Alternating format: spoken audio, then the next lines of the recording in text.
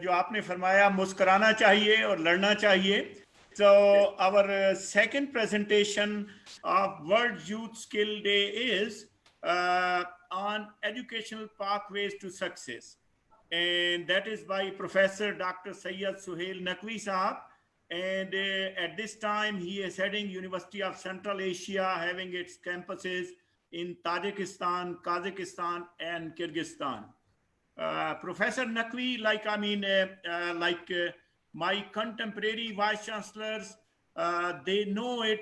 The best time in HEC, I hope, I don't say now it's not a best time, but now we have a lot more fiscal and other issues. We all learn university governance and communications as an academic leader from Naqvi Sahab. And people know his contribution that he brought a private sector university, LUMS, into the limelight, and it's getting more and more recognition with the passage of time. Professor Naqvi has, all his life is in leadership and bringing socio-economic changes. That is his mantra always, and he always motivates us. Sir, welcome, sir. Welcome, sir. I won't take your more time, sir. Right.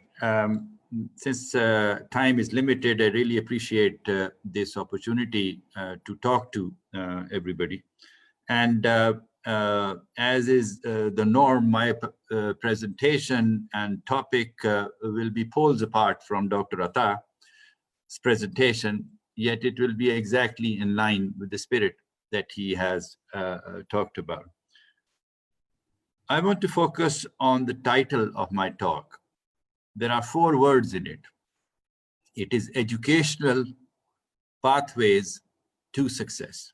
And I won't be using any slides over here. Out of these 4 words, there are 3 that are critical.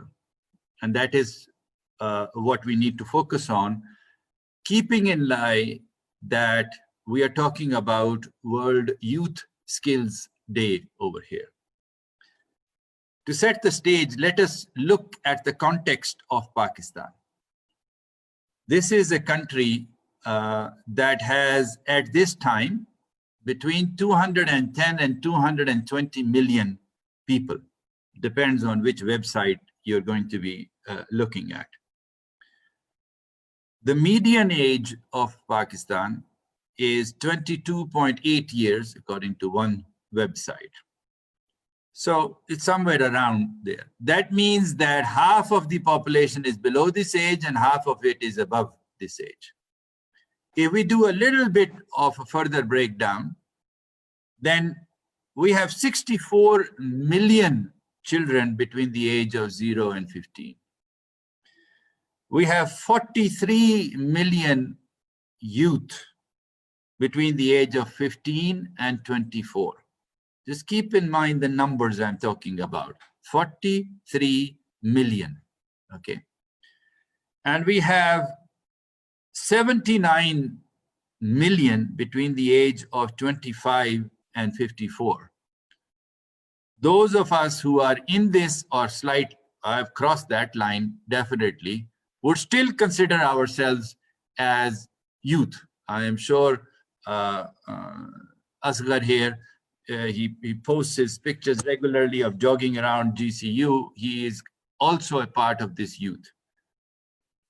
So that means we are talking about potentially about 120 million youth, as we call it, in Pakistan. If we were to look at just universities, and we would look at what sizes we are talking about, well, whether we are talking Karachi University, Sindh University, Punjab University, Peshawar University, these largest of institutions, we're talking maybe 30,000 students or something like that. Most of the ones are normally in the range of between 5 and 10, perhaps now they've grown to 15,000. On one side, we have 120 million, and on the other side, we are talking thousands here. So let's keep that in mind.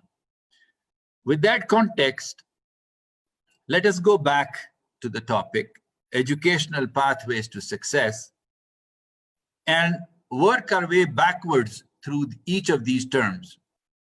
Let's put success on the table here. Who defines success? And understand that we're talking success within the context of education only. So who decides it? Who says what is success? Primarily, it is going to be driven by society, our parents, the people who influence us, our families, etc. Rarely is it going to be defined by the individual themselves. Perhaps as we go along in life, we will take more control of our destiny in defining what success is. It's a very important definition to make, because success is your milestone, the destination that you're trying to achieve. And it is very critical that you understand what that definition is, because what you will do today will depend upon where you want to go there. The second word is pathway. So who has defined this pathway? And more importantly, what exactly does this word mean? Pathway. In general, the pathway will be what is the educational institution or methodology you will take to arrive at your educational destination. Are you going to go to a college? And if we are talking about the domain of higher education, are you going to go to a college that is physical? So you will like to get admitted into Ghazi University. Are you going to talk about a college that is virtual? Virtual university, correspondence, Allama Iqbal Open University. What is this pathway that you will be choosing to get to your educational goal and what you're defining as success? Again, the primary influence of that is going to be our culture, our society, what the elders say, what is considered as the norm over here. The third word, working backwards, is that of education. So you have to ask the question, what is it? What does education mean to you? Is it that passion that Dr. Atta just spoke to you about? Does it have a precise definition? Is it the same for every person? Is it that piece of paper that we are going to hang on our wall behind us? Or is it going to be a journey? Is it going to be an unraveling of talents that are hidden? One of the meanings of the word, and there are many meanings that different people consider, is that the purpose of education is to bring out what is hidden. Now, what is hidden in me, and I will read out the name of Professor Tayyab's or Engineer Akbar's or Saadia Qureshi's or Dr. Rubina's, each one has something different hidden. Our sets of attributes, talents, abilities, aspirations are all different. So education then, in this definition, would be able to talk to that particular ability and aspiration that we have. There are going to be many more complications as I move along in my talk that I would like to unravel. The first thing is, are we allowed to talk about these things? And the answer would be immediately, yes, yes, of course you can talk about it. Well, then why doesn't anybody talk about it? The reality is that as a nation, we just have accepted certain norms, certain things. You go to a certain type of school, then your educational destiny will be defined, and there will be a hierarchy that will be defined, whether you will first become a doctor, second become an engineer, third become something else. And it has to be that best school goes to that best college, and that's it. That is going to be the definition that society has given us, and for 73 years, it is the definition that is just accepted across the board. Why don't we just, shake that up a little bit? And the one thing that I must thank this COVID crisis for is that it has shaken us.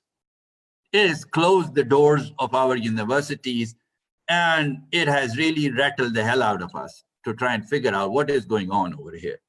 It cracked the door open. Why don't we just tear this door open completely? Instead of a little crack, just open it up and challenge ourselves. Where are we?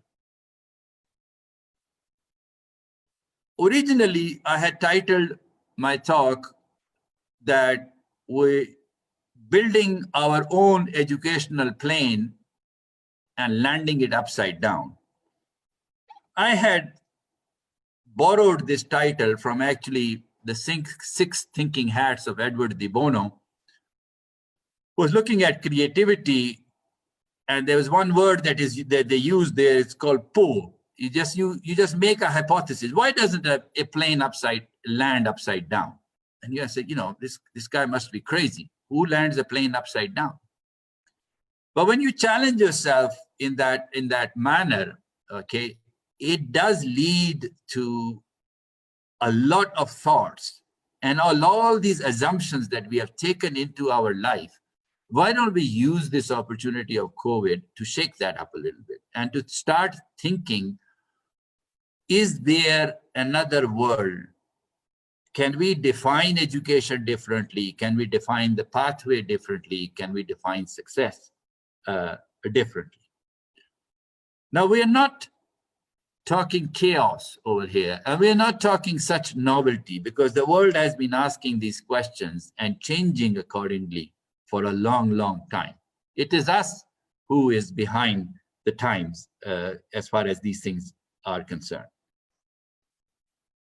We can, in all of this thing, have a definition of quality, have a definition of standards, and not compromise that. It's just going to be a different definition of quality, and it's going to be a different definition of standards. These questions and these definitions, one very good resource for them is the entire Bologna Protocol agreement itself, to which there are 48 signatories in the world, in which they have defined these entities after a lot of brainstorming. And these are 48 of some of the leading countries, all of Europe in the world, who have together defined these things. There are many different ways to look at these issues. We can look at it defined by outcome. We can look at it in terms of definition by process. And we can shed a lot of this weight that we carry around with us. Now, what that would mean is that we are going to be not looking at society, elders, parents, neighbors, communities, defining these terms in whichever way that they have defined it for themselves in the past, but are going to the essence and the crux of the matter, which is that about quality. And it is about the recognition of the individual's talent that is hidden inside that person. It means that we look at things in a different way. It means that when we step outside our house, whether we are in a gully, whether we are in a wide-laned avenue, that little boy that we see playing in the ditch, bante khel raha hai ya jo marzi kar raha hai, we look at it as an opportunity that this country is missing. So now this issue becomes of a country of Pakistan that is one individual multiplied by 210 million. Not the way we consider it at this time, where we are just looking at that top of the top of the top elite, how many people, what percentage of people in Pakistan make it to university?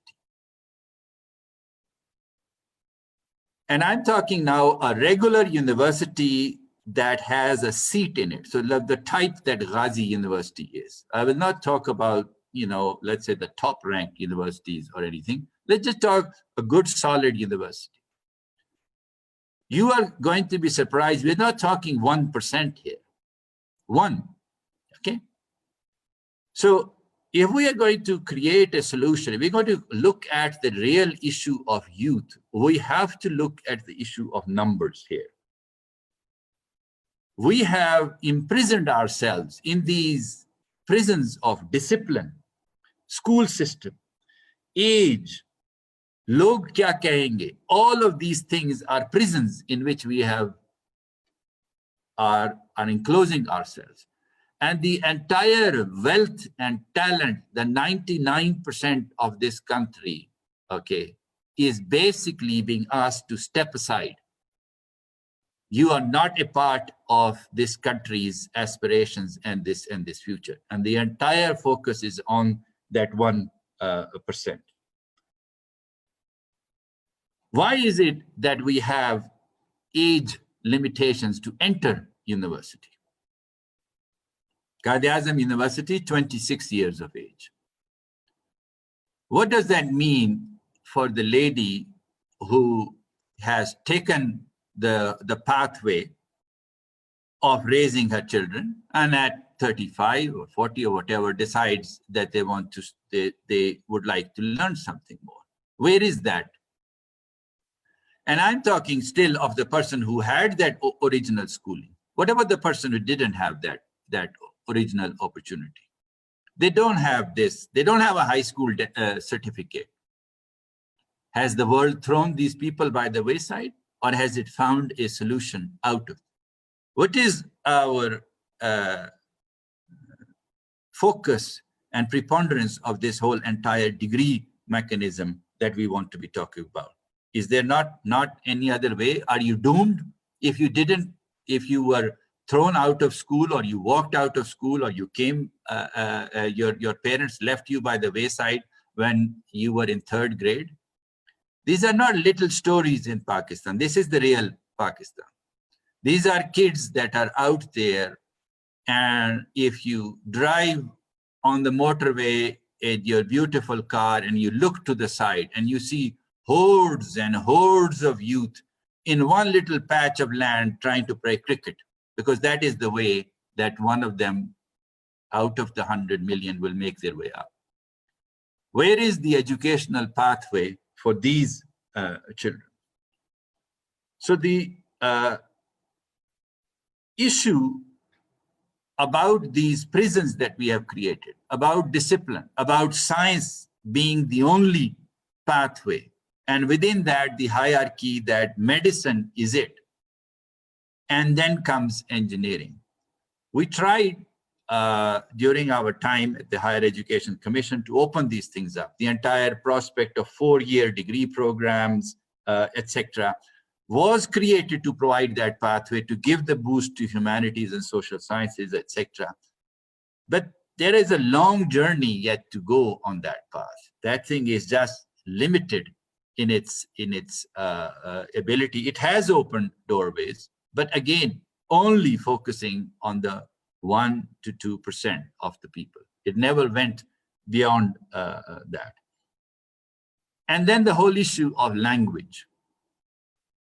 I've given, at the request of Dr. Mukhtar, my entire talk in English.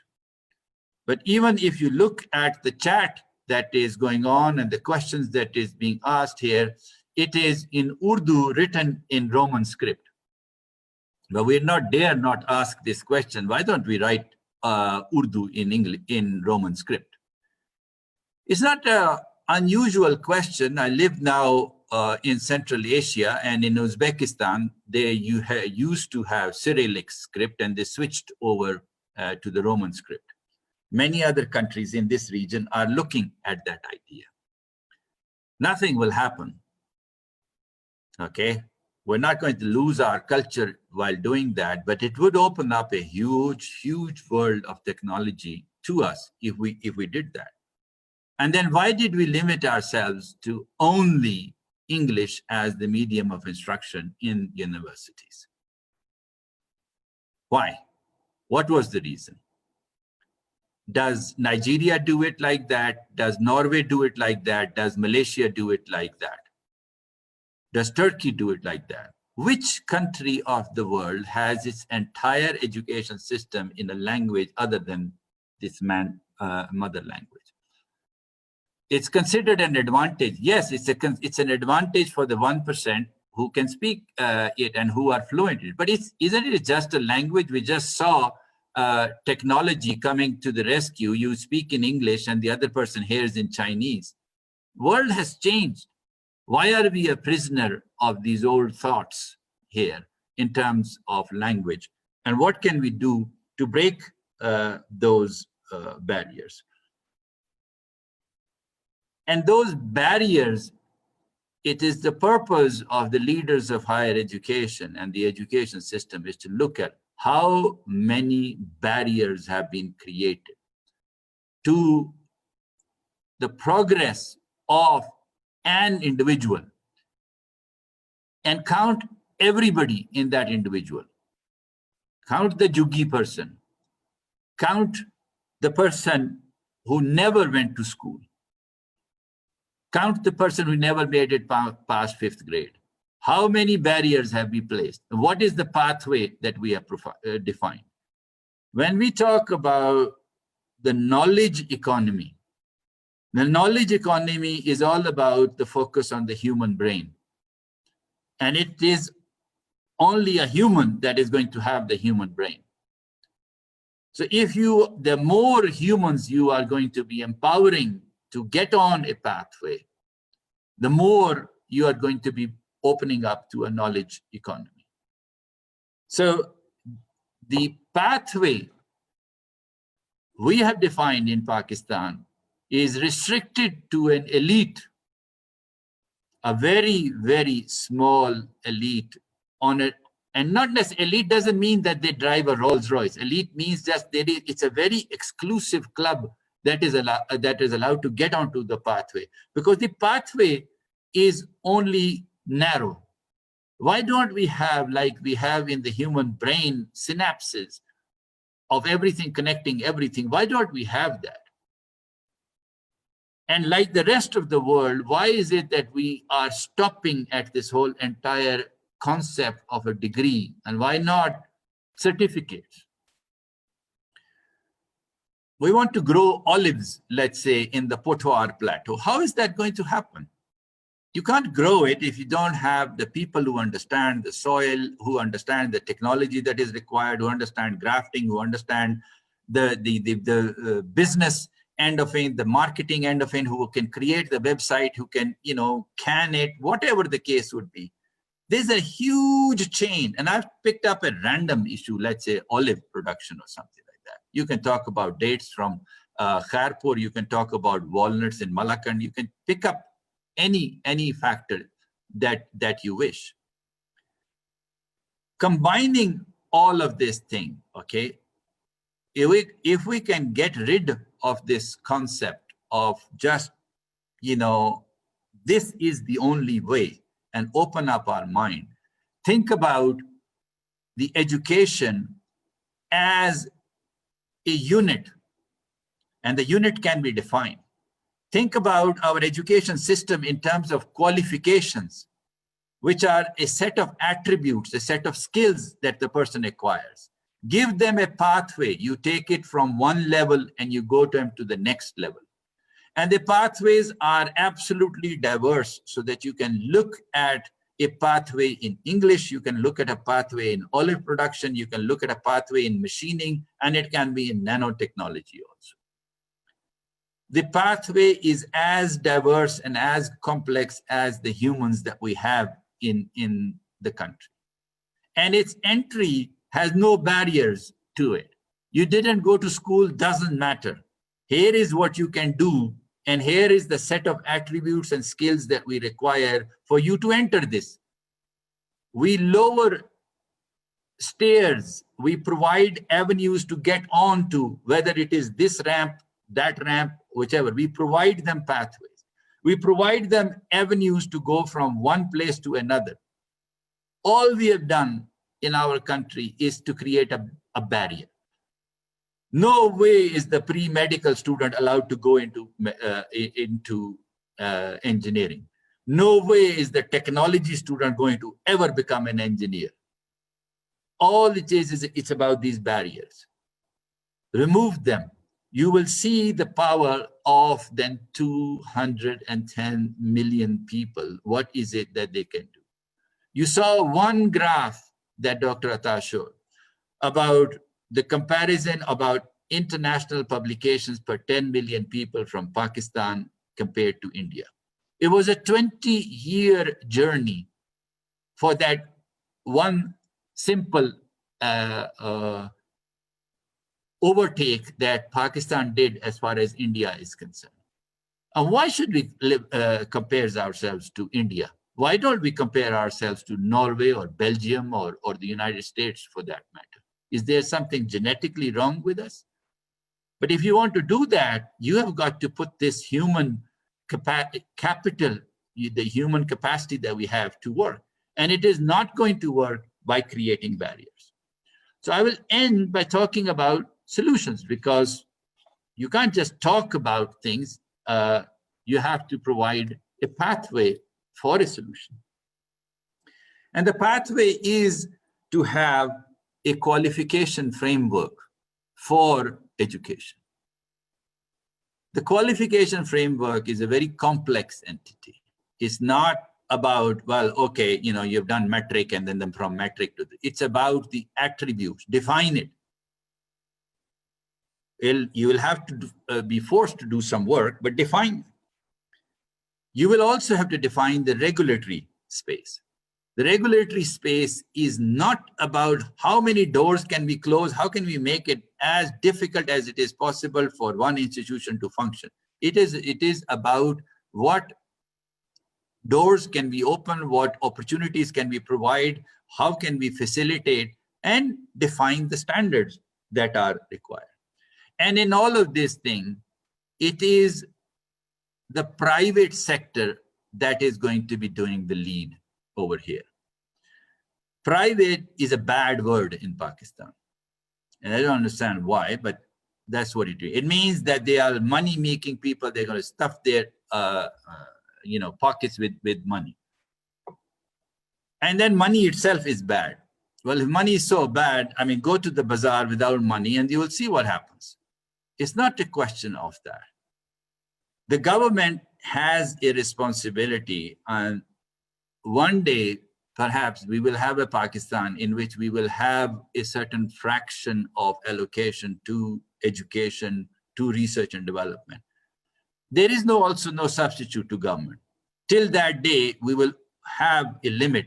But still, as far as skills education is concerned, as far as the focus on youth is concerned, it is not going to be only the government that is going to do it. All the big exporters, all the big manufacturers, anybody with any aspiration has to come into this thing because they have a vested interest in making this success.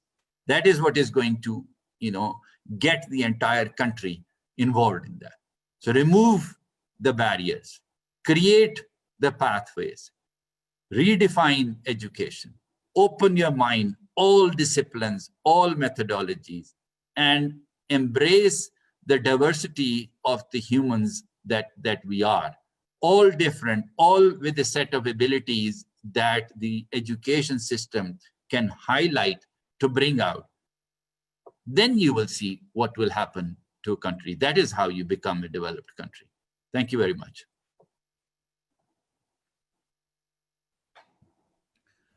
Thanks a lot, Naqvi Sahab. As usual, very enlightening. So I have already 4 people in line to ask question. So instead of saying something myself, so I think we will provide opportunity to the participant. The first question will be from Sardar Pirzada Sahab. Second will be from Professor Asghar Zaidi Sahab.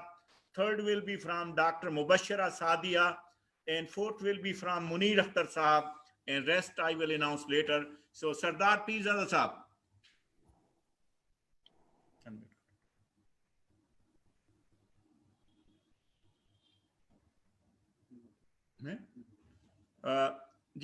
Probably I think there could be some issue. Ji Zaidi Sahab. जी नकवी साहब बहुत शुक्रिया. This is the sort of disruptive thinking, disruptive ideas. I'll queue up to listen to you, and I'm really getting lots of insights about the mindsets we have in Pakistan and what possible ways we can bring about a change, a positive change. How do we define education? How do we work towards the better pathways, towards not just a degree, but also diversity of talents? Is just so much to take from a single talk. I don't want to say too much because it could then be termed as flattery.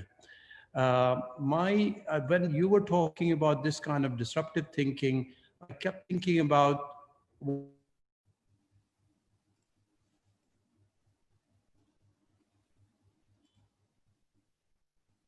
Seem to have lost him. Probably we are losing him. Internet issues.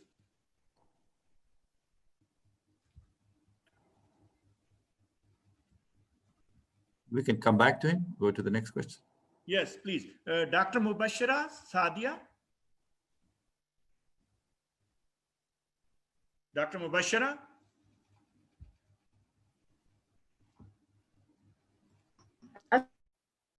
Ji, Dr. Sabha, you are unmuted. Yes, please go ahead. Congrats for having a successful webinar session. My question is more relevant to Dr. Tayyab. Dr. Saab, we have not still seen any significant progress on a task force constituted by PM for giving orientation to science and technology in Pakistan. We have not found any significant plan for betterment of academia or new approaches suggesting skill for youth in universities. So, Dr. Saab se main kahungi ki kindly have your remarks that will be valuable for us. Well, I don't know anything about the first part of the question. The second part, as far as National Task Force बनाई थी PM साहब ने. well, that is, I'm not involved in it, so I cannot speak on behalf of that. On the second issue about skills and universities, I'll give the example of my own university here. We have a school for professional and continuing education, which is a part of our university. And in that, we are focusing on short cycle education and are looking at certificates. So we are looking at small units of education, whether it is in English language, accounting, IT skills, TVET skills. This is a university, and we run these programs, and they are very popular in the different cities that we are working in. We also have all of these programs now converted to the digital format, and these are basically independent units by themselves that lead up to a certificate, and that certificate is registered with the government authorities, and it is recognized that, okay, this person has this level of English skills if they reach that certificate. So no reason why universities cannot work on short cycle education and give certificates. Thank you, sir. Munir Akhtar. Munir Akhtar, sir. Your mic is open. अस्सलाम वालेकुम. Doctor साहब से मेरा सवाल technical education के बारे में है. खुशकिस्मती से 3 लोग ऐसे बैठे हुए हैं जो ऑलरेडी इन मामलात से ऑलरेडी वेल अवेयर हैं. डॉक्टर अतार रहमान साहब चेयरमैन एचईसी रह चुके हैं, वो भी अच्छी तरह इस मसले को जानते हैं. मुख्तार साहब बैठे हुए हैं और सोहेल नकवी साहब तो डायरेक्टली अभी उन्होंने जिक्र भी किया. टेक्निकल एजुकेशन में सर रोड मैप नहीं है क्लियर, एजुकेशनल रोड मैप भी क्लियर नहीं है और एम्प्लॉयमेंट रोड मैप भी क्लियर नहीं है. एजुकेशनल में अगर जाएं तो 1973 पे भी हम लेवल 6 पे थे और आज 2020 में भी लेवल 6 पे हैं. बहुत अच्छे वेबसाइट पे चीजें पड़ी हुई हैं, अच्छे अच्छे डॉक्यूमेंट पड़े हुए हैं, लेकिन प्रैक्टिकली उनकी इम्प्लीमेंटेशन ही कोई नहीं. तो मेरा सिर्फ ये सवाल है कि जब तक हम यूथ को क्लियर रोड मैप नहीं देंगे कि जनाब आप टेक्निकल एजुकेशन यहाँ से स्टार्ट करेंगे آپ کی یہ ایجوکیشن جرنل سے کمپیٹیبلٹی یہ ہوگی, انجینئرنگ سے اس کی کمپیٹیبلٹی یہ ہوگی, اور آپ پی ایچ ڈی تک جا سکیں گے. اب 2020 میں بھی نہ ایم ایس ٹیکنالوجی میں اویلیبل ہے نہ پی ایچ ڈی اویلیبل ہے. اور اسی طرح امپلائمنٹ پہ جاتے ہیں تو وہ پاکستان انجینئرنگ کونسل کی شرط کی وجہ سے ان کو امپلائمنٹ بھی نہیں ملتی, اور ان کو نان انجینئر ڈکلیئر کر دیا جاتا ہے, نان ٹیکنیکل ڈکلیئر کر دیا جاتا ہے ٹیکنیکل سٹریم کو, جو کہ ٹھیک. پیور ٹیکنیکل ہے. تو یہ تینوں صاحبان اچھی طرح اس مسئلے سے واقف ہیں. ہم جب تک ٹیکنیکل ایجوکیشن میں ان چیزوں کو رموو نہیں کریں گے تو یوتھ کو اپنا روڈ میپ ہی نہیں پتا, تو وہ کیسے آئیں گے. اس کی وجہ سے نہ صرف کوالٹی نیچے جا رہی ہے, کوانٹٹی بھی نیچے جا رہی ہے ٹیکنیکل ایجوکیشن میں. ٹھیک. ہم تھینک کسی یو بھی منیر صاحب. ملک کی ایگزامپل کو نہیں لے رہے. ملیشین ماڈل کی بات کرتے ہیں پی ای سی والے, لیکن اس کو پورا نہیں لیتے, آدھا لیتے ہیں. سملر ہم کسی بھی ملک کو فالو نہیں کر رہے, نہ اپنا ہمارا سسٹم ہے نہ کسی ملک کو فالو کر رہے ہیں. سر کائنڈلی سر بتائیے گا. جی, thank you Munir Sahab. I'm very well aware of this issue, and اس میں بات یہ ہے کہ بیکاز ہر ایک نے اپنی جو مسجد ہے وہ الگ بنائی ہے, اور کسی دوسرے کو اس مسجد میں آنے کی اجازت نہیں وہ دینا چاہتے, تو اس لیے یہ ساری چیزیں جو ہیں وہ الگ الگ ہوتی ہیں. دنیا اس سے آگے جا چکی ہے. اس نے ٹیکنالوجی اور انجینئرنگ کے درمیان جو بیریئر ہے وہ کب کا ختم کر دیا ہے. یورپ میں اب یونیورسٹی آف اپلائیڈ سائنس ہوتی ہے, اور اس نے ایک فیصلہ کیا ہے کہ آپ کسی جگہ سے بھی شروع ہو جائیں, آپ کا راستہ بند نہیں ہوگا. ہم نے راستے بند کیے ہیں کہ اگر ٹیکنالوجی میں آپ شروع ہوئے ہیں تو ہرگز آپ انجینئرنگ میں نہیں جا سکتے جب تک کہ آپ واپس جا کے ایف ایس سی کا پری انجینئرنگ ایگزام دے کے دوبارہ اس پہ نہ چڑھیں. The whole idea of pathway is کہ آپ کسی پاتھ وے سے کسی جگہ بھی جا سکتے ہیں. اس کے لیے ایک national, you are absolutely right, national consensus چاہیے. کوالیفیکیشن فریم ورک جو ہے وہ انتہائی امپورٹنٹ چیز ہے, اور اس میں یہ پاتھ ویز جو ہیں جس کے اندر ایک ایریا سے دوسرے ایریا میں جانے کا جو پاتھ وے ہے وہ ڈیفائن کرنا ہے, وہ بہت ضروری ہے. ہم تو کمپیوٹر انجینئرنگ سے اس کو الیکٹریکل انجینئرنگ میں جانے نہیں دیتے, تو ہم تو دوسری تو بات فرق ہے کہ آپ انگلش لٹریچر سے اس کو لیٹس سے اکنامکس میں جانے کی اجازت دیں, یا کسی بھی ٹیکنالوجی سٹریم کو مکس کریں. تو یہ ایک نیشنل مسئلہ ہے, اور اس سے بوتھ کوالٹی کو بہت فرق پڑ رہا ہے, اور کوانٹٹی میں تو basically as I have said before 98% is being excluded, the entire purpose being کہ صرف اوپر والی سطح کو آپ نے سرو کرنا.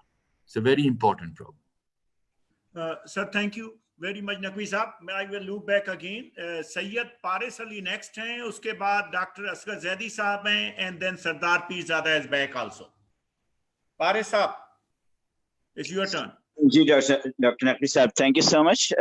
میں آپ کے تعارف کے حوالے سے صرف ایک بات جانتا ہوں کہ آپ نے گرانٹس کمیشن کو ہائر ایجوکیشن میں تبدیل کیا. That is your one of the greatest achievement in the history of Pakistan. I have a question regarding a digital divide which is increasing nowadays, especially in the case of COVID-19. بہت بڑی مثال ہمارے سامنے ہے کہ we are all attendees of this webinar is sitting in the city, even then we are losing the internet connection. جائے کہ ہم بات کریں کہ وہ جو فاٹا میں کہیں بچہ بیٹھا ہوا ہے یا ٹنڈو آدم میں کہیں بچہ بیٹھا ہوا ہے, اس کو اپرچونٹی مل رہی ہو لرننگ کی. اب یہ ڈیجیٹل ڈیوائڈ بہت بڑھ جائے گا, اسپیشلی ان دیز ڈیز. آپ کیا سمجھتے ہیں اس کو کس طریقے سے اور ہم جو ہے اوور کم کر سکیں گے؟ یہاں پہ صرف نیت کی کمی ہے. Pakistan has all the talent and the resources and the ability to solve this problem within 3 months. That's I am absolutely 100% convinced about that. We had created the Pakistan Education and Research Network that was to connect every single university on a digital highway, that was to connect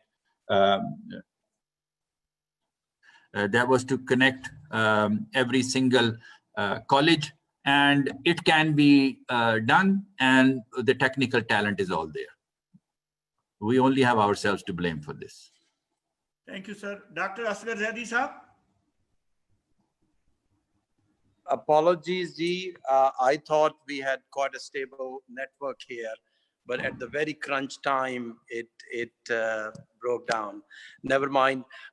मैं जो साफ बात ये है कि I really benefit listening to you, because this shakes us a bit. This whole norm set up and sticking to what we have seen being done before us. You are shaking that paradigm. So it's really pleasure to listen to you.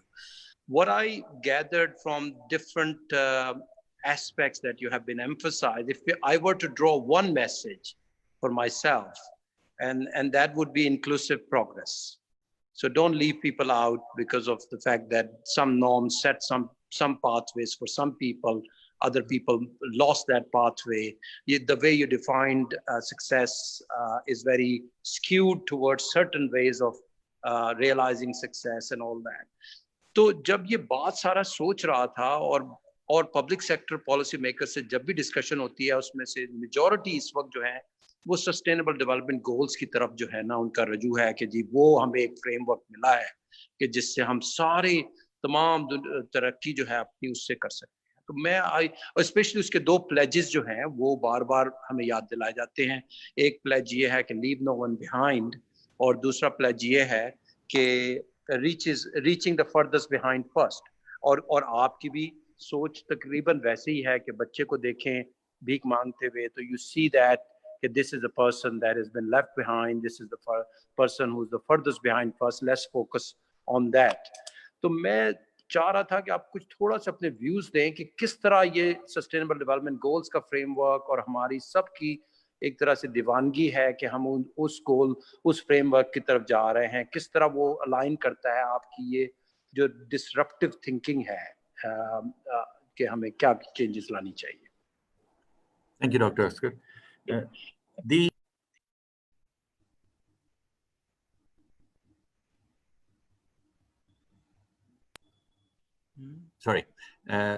Thank you, Dr. Akhtar. The digital technology that is enveloping us and that is allowing this interaction to take place has opened many doors for us.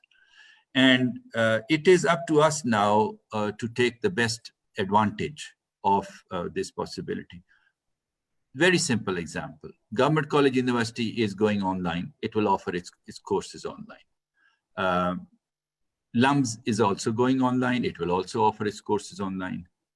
So what exactly is limiting a physics student of Government College University from taking a course in quantum mechanics at LUMS, or a biology student of LUMS taking a course on quantum biology from Government College University?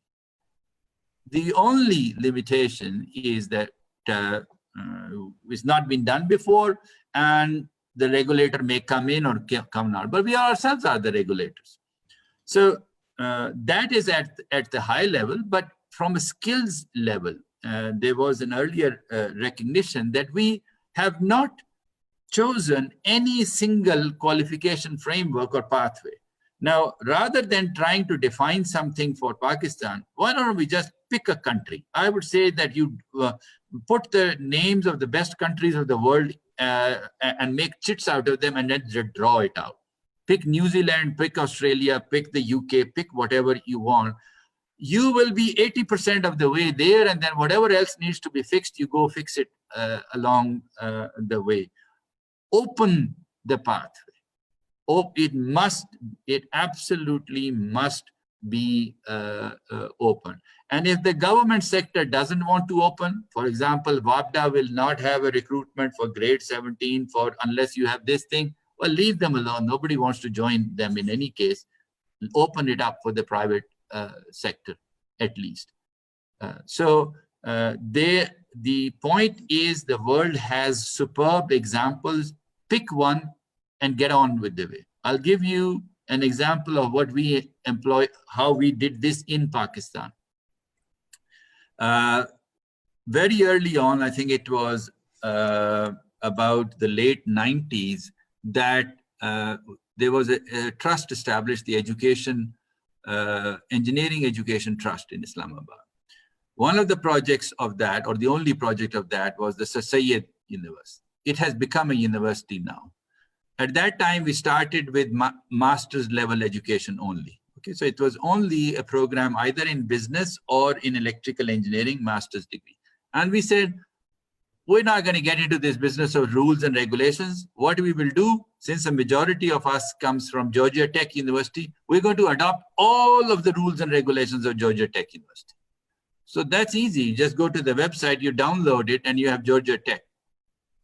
That's it. That solved the problem. We had a very high standard master's degree we could offer, and we just simply followed Georgia Tech. When you have matured to the level that you can do it yourself, you do that. In the skills domain, Pakistan is absolutely left behind. There is, literally any country of the world we could pick up. We don't know what a plumber is. We don't know what a nurse aide is going to be. We don't know what a pulmonologist is going to be. Pick a very good example, follow it. That's what I would say.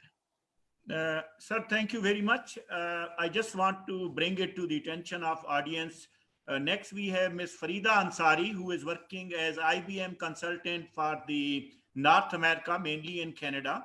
But I have a list of other questions, Naqvi sir, but we won't let you go with three more questions if you kindly, Sir Joanna. One is from Sardar Pizada Sahab, number one. Dr. Tufail Sahab, Ghazi University is on second. And then is Muhammad Tayyab.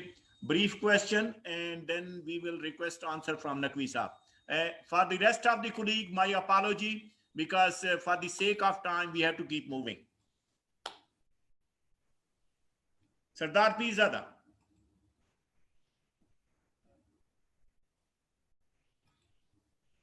Pizada sahab.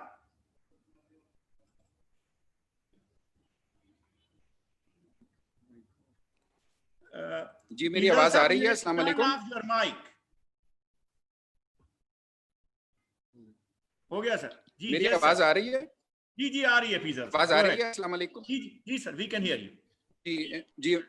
Ji my name is Syed Sardar Ahmed Pirzada. I am the first blind journalist of Pakistan. सबसे पहले मैं आई congratulate doctor Mukhtar साहब को कि जहां गए और जिस अदारे को भी लीड किया उन्होंने पाकिस्तान के अंदर या बाहर बहुत इनोवेटिव आइडियाज के साथ और ग्रूम किए उनके अदारों में। Secondly, I always feel honour जब भी मैं डॉक्टर ताउर रहमान साहब, डॉक्टर नकवी साहब और दीगर असातिज़ा को सुनता हूँ तो मैं बहुत फील हूँ कि मेरे इल्म में इजाफा होता है और सीखने को बहुत कुछ मिलता है। मैं सिंपली माय क्वेश्चन इज कि जो आज का जिस तरह ये दिन मनाया जा रहा है, डेफिनेटली इसमें बहुत सी बातें इसमें शामिल हैं और ये एक अच्छे इसमें रवायत कायम की जा रही है। पाकिस्तान के अंदर तकरीबन 15% से ज़्यादा डिसेबिलिटीज मौजूद है। इसमें देखा जाए 60% लोग यूथ है, नौजवान है। उनको फुल करने के लिए क्या प्लान बनाए जा रहे हैं और क्या इस यूनिवर्सिटी के अंदर और generally in Pakistan doctor Ataur Rahman साहब की ज़ेर निगरानी, डॉक्टर सोहेल नकवी साहब की कोई ऐसा प्लान है? और जैसे आपसे थोड़ी देर पहले भी बात SDGs की गई थी और SDGs में भी डिसेबिलिटी है। क्वेश्चन इज जो डिसेबल्ड यूथ है और बड़ी तादाद में है पाकिस्तान में, उनको स्किलफुल करने के क्या प्लान है और कैसे सोचा जा रहा है? शुक्रिया। Thank you. When we were in the Higher Education Commission, the mandate was higher education, and that particularly also university education, and we fixed ourselves and limited ourselves to that. The discussion today, जो Oscar साहब ने भी raise किया, आपने भी raise किया about sustainable development plan is much, much larger. It encompasses the whole country. To my knowledge, I am not aware of any plan to skill the youth of the country. And उसके prerequisite मैं वो कहूँगा कि ये qualification framework और educational pathways जो है इसको define करना absolutely critical है और इस बहुत ज़रूरी है कि हम barriers को हटाएं.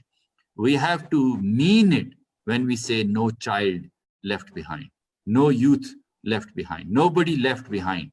आप रास्ता खोल दें उनके लिए, आगे वो उस पे चलें या ना चलें, रास्ता तो दिखाएं. That is our responsibility in fact.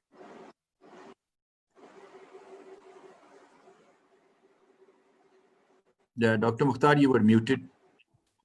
Dr. Tufail, thank you, sir. Dr. Tufail sir, are you there? Yes, Assalamualaikum, sir. Sir, thank you so much. First of all, I appreciate really fantastic and beautiful talk of Dr. Sohail Naqvi sahab. I'm sorry I could not hear all because of internet interruption. Dr. Naqvi sahab, he raised very good points, especially one thing that hit to my mind, that is the education path, that narrowing of the education path, and that is so narrow, especially for the elite and not for the all. So my point is, how is not that is because of the single track education, multiple track education system in Pakistan. Because while I compare this education system with Japanese system, where I stayed for a long time, and I saw all the education system right from the bottom to the up.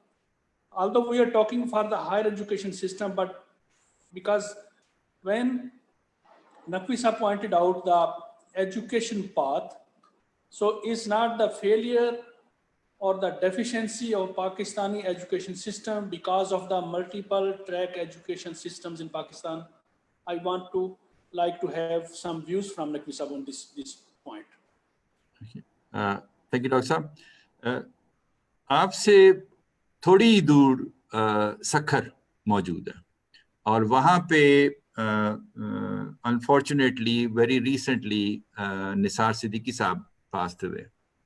And if ever there was an example of a person opening doors in Pakistan and trying out of the box thinking, implementing it and making it a success, it is that institution.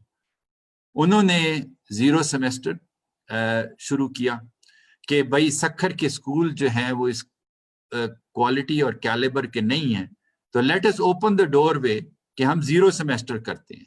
वहाँ पे 9th जमात के भी बच्चे जो high मतलब 12वीं जमात का इम्तिहान दे रहे थे, वो उनकी जो एक्चुअल काबिलियत थी वो 9वीं जमात के भी बराबर नहीं थी, 8वीं के भी बराबर नहीं थी. लेकिन जब उन्हें अपॉर्चुनिटी दी गई यूनिवर्सिटी सेटिंग में काबिल असातिज़ा के साथ, तो they were able to perform miracles.